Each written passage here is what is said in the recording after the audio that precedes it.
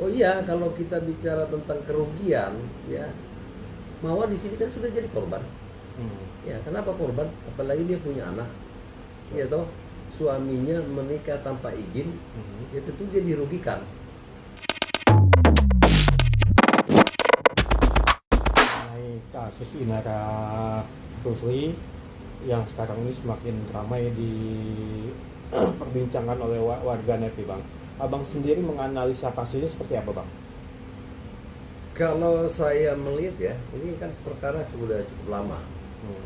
ya, dan sudah beberapa kali juga saya diminta statement sebagai praktisi hukum terkait dengan perkara antara perseteruan karena ada pernikahan siri antara Insan dengan Inara Rusli. Ya. Di satu sisi Insan masih terikat pernikahan yang sah dengan Mawar kan gitu ya. Boleh. Nah, memang kalau kita kembali kepada aturan ya, baik undang-undang KUHP yang lama dan yang sekarang, sebenarnya pernikahan tanpa izin daripada istri atau suami yang sah itu adalah masuk dalam pasal zina. Kalau di KUHP lama itu pasal zina 284, memang ancamannya 9 bulan. Tetapi di KUHP yang baru sekarang, yang baru diundangkan itu, yang berlaku tanggal 2 Januari 2026, itu lebih dahsyat. Ancamannya bisa sampai 4 tahun 6 bulan. Hanya memang performanya berbeda. Kalau dulu di undang-undang yang lama itu, yang bisa melaporkan itu hanya pasangan, ya, baik itu istri yang sah atau suami yang sah, ya. Nah, kalau di undang-undang yang baru sekarang diperluas yang bisa melakukan tuntutan hukum terkait dengan pasal perzinahan. Bisa dilakukan oleh istri yang sah atau suami yang sah. Boleh juga dilakukan tuntutan oleh anak, demikian juga terhadap orang tua. Artinya ada perluasan penuntutan di sana. Nah, kalau kita kembali ke kasusnya Inara Rusli, Insan dan Mawar, saya melihat di sana Insan itu menikah diam-diam, ya dong.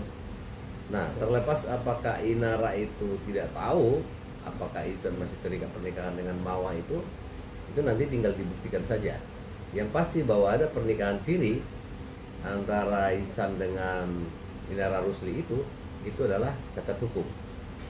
Nah, makanya muncullah laporan. Mawar sebagai istri yang sahnya Insan itu melaporkan Insan ke polisi. Bukan hanya Insan, saya kira Inara juga pasti di sana terlibat. Sehingga muncullah permintaan maaf yang ada videonya Insan itu. Nah, secara gamblang di video itu sudah diakui bahwa dia adalah hilaf, dia mengaku salah, dan supaya dibukakan pintu maaf. Nah, yang saya tangkap di sana ada juga laporan lain ya, adanya illegal access itu waktu itu. Ini masih satu kesatuan saya kira.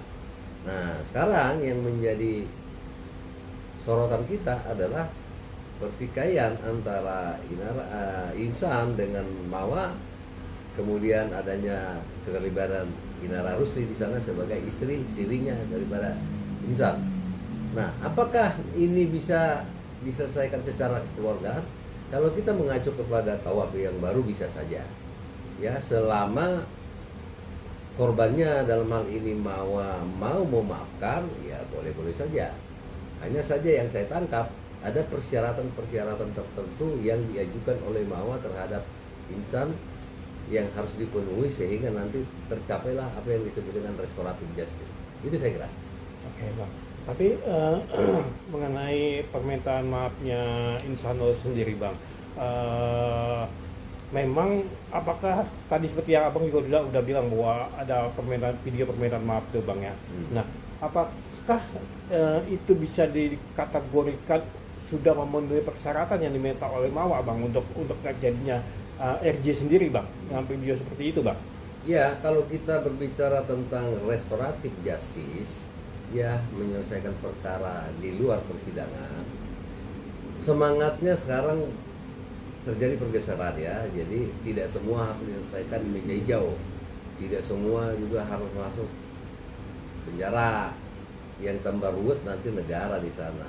Nah, kalau Anda bertanya apakah persyaratan yang diajukan oleh Mawa itu sudah kira-kira mendekati apa yang diinginkan terkait dengan adanya permintaan maaf secara video tadi, itu tergantung konteksnya. Kita lihat apakah Mawa menginginkan lebih jauh seperti apa. Karena kalau kita berbicara tentang prinsip restoratif justice, harus mengedepankan kerugian korban. Ya, dalam hal ini yang kita bahas adalah Mawa.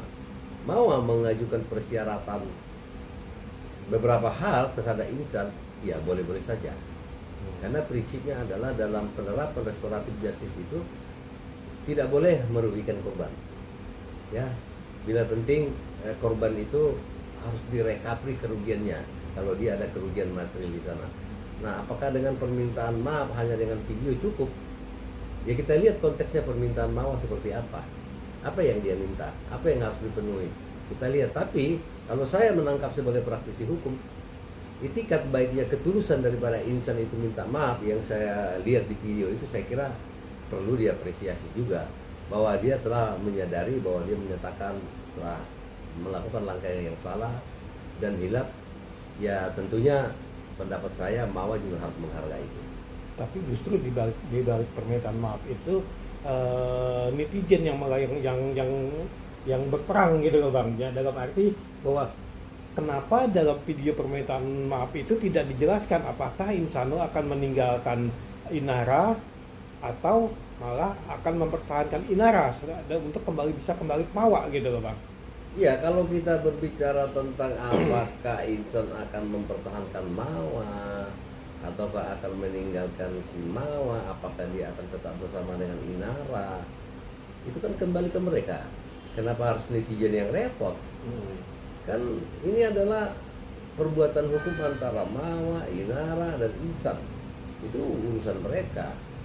Tetapi secara perspektif hukum, bagaimana idealnya kan gitu. Nah, menikah lebih dari satu, ya menurut hukum Islam kan boleh-boleh saja sepanjang ada izin yang sah daripada istri yang sah atau suami yang sah. Nah, istri yang sah lah. Kalau poligami kan istri yang sah kan gitu ya. Kalau di kita poliandri itu masih agak tabu seperti itu. Nah, memang saya sudah bahas tadi, pernikahan tanpa izin itu tetap masuk pasal zina.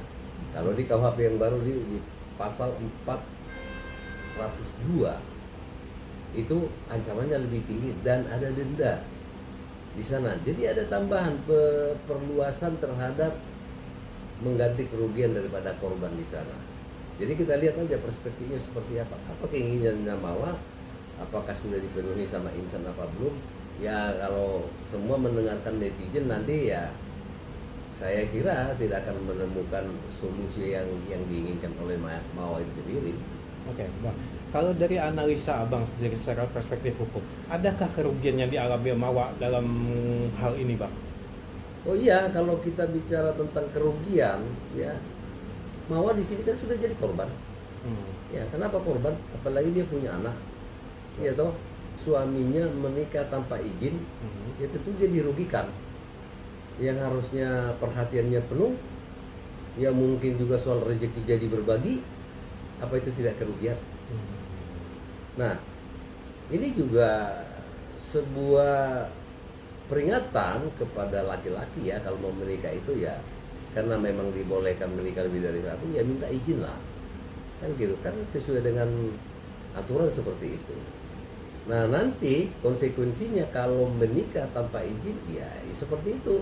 Ya sekarang terjadi antara Inara dengan Insan itu, meskipun Insan sudah mengaku secara terus bahwa dia salah, kan gitu kan, dan sudah minta maaf, itu ya perbuatan itu tetap salah saya kira.